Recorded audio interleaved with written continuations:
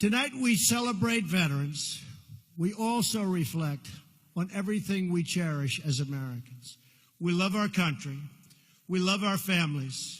We love our freedom. And we love our God.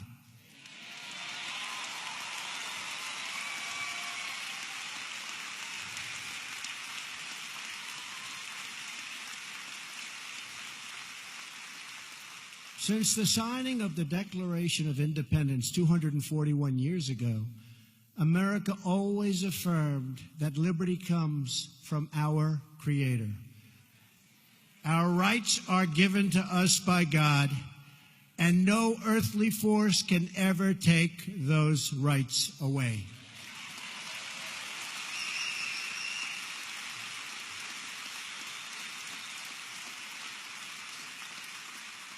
That is why my administration is transferring power out of Washington and returning that power back to where it belongs, to the people.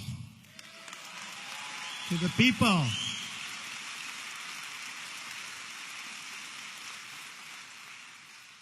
The fake media is trying to silence us, but we will not let them, because the people know the truth. The fake media tried to stop us from going to the White House, but I'm president and they're not.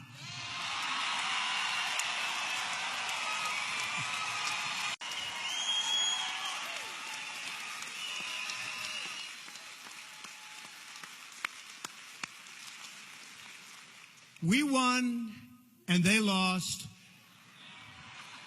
The fact is, the press has destroyed themselves because they went too far. Instead of being subtle and smart, they used the hatchet. And the people saw it right from the beginning. The dishonest media will never keep us from accomplishing our objectives on behalf of our great American people. Will never happen. Their agenda is not your agenda. You've been saying it. I will never stop fighting for you. I am delivering on trade, on the economy, on the Supreme Court, on the Second Amendment, on our military, for our veterans, and on our borders, where we are doing record stoppage. And we are supporting our incredible police and law enforcement. We will save American lives, protect American sovereignty, and we will ensure the forgotten men and women of our country are never forgotten again.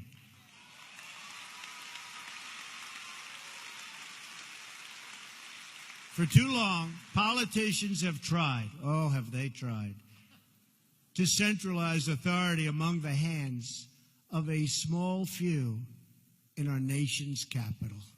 I see them all the time.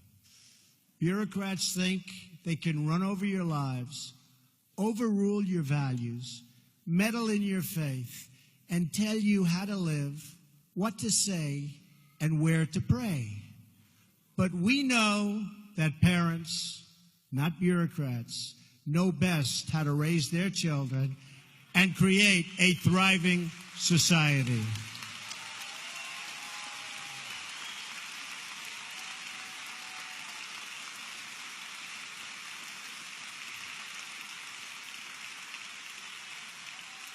And we know that families and churches, not government officials, know best how to create a strong and loving community.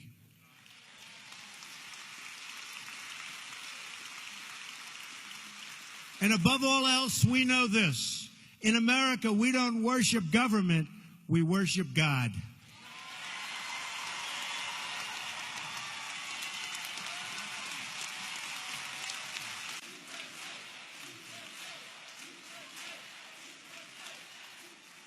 religious liberty is enshrined in the very First Amendment in the Bill of Rights. The American founders invoked our Creator 4 times in the Declaration of Independence.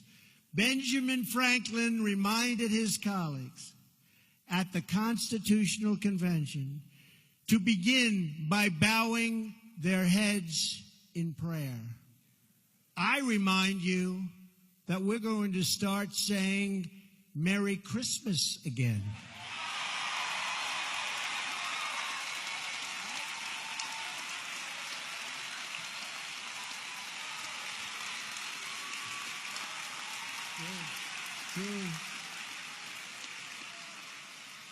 Inscribed on our currency are the words, "In God we trust."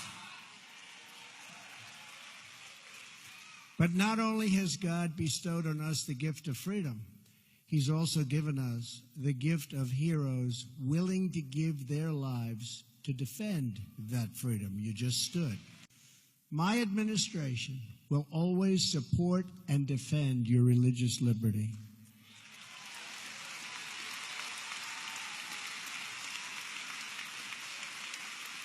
We don't want to see God forced out of the public square, driven out of our schools, or pushed out of our civic life. We want to see prayers before football games if they want to give prayers. We want all children to have the opportunity to know the blessings of God. We will not allow the government to censor sermons, to restrict the free speech of our pastors and our preachers and the people that we most respect. Like Robert.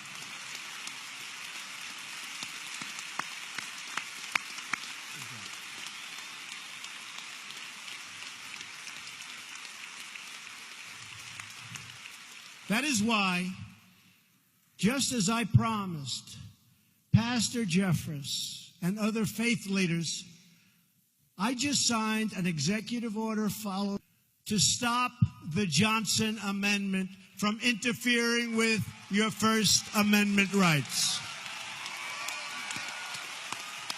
As long as I am president, no one is going to stop you from practicing your faith or from preaching what is in your heart. We want to hear him. One of the most grave and dire threats to religious freedom in the world today is the threat of terrorism. And specifically, it just seems it's called radical Islamic terrorism. And we cannot allow this terrorism and extremism to spread in our country or to find sanctuary on our shores or in our cities.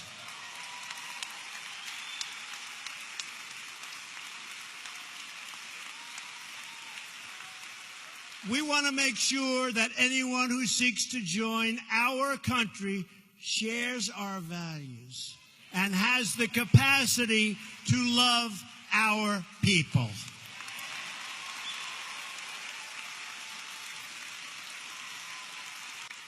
Together, we will protect our families, our nations, and our borders. And yes, by the way, for those that are curious, we will build the wall, okay?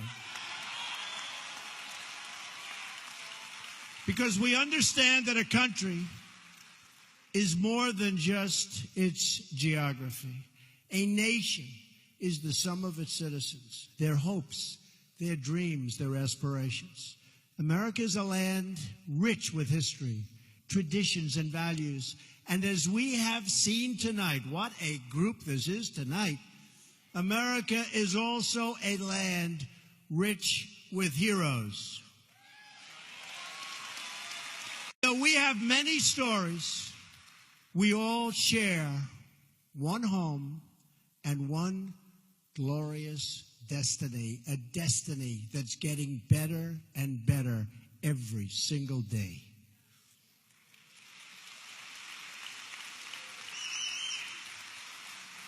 And whether we are black or brown or white, and you've heard me say this before, we all bleed the same red blood.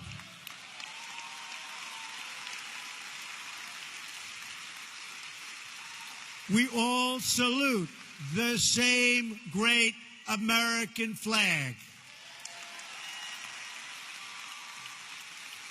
And we are all made by the same Almighty God.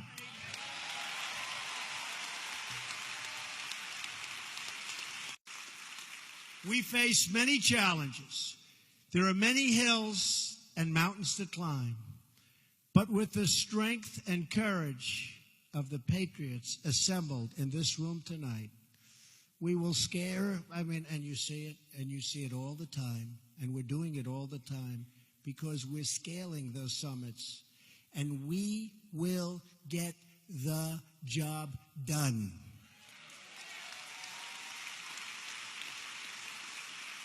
We will all prove worthy of this very important moment in history, and we will prove worthy of the sacrifice that our brave veterans have made. As long as we have pride in our beliefs, courage in our convictions, and faith in our God, we will not fail.